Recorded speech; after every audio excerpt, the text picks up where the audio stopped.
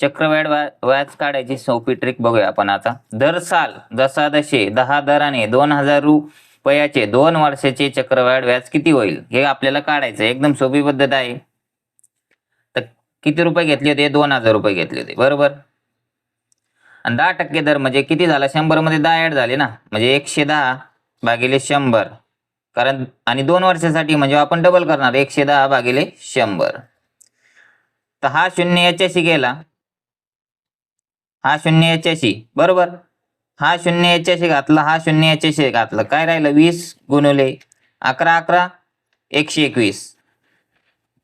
हेच कसं सोडवणार आपण? हा शून्य इथं, बे एक बे, बे दुने 4 आणि बे एक बे, हे आली रास, म्हणजे टोटल अमाऊंट आली. याच्यातून आपल्याला आता आपलं जे व्याज आहे ते काढायचं आहे. तर 2000 वजा करणार आपण याच्यातून. तर किती आलं? 420 हे व्याज आलं, चक्रवाढ व्याज.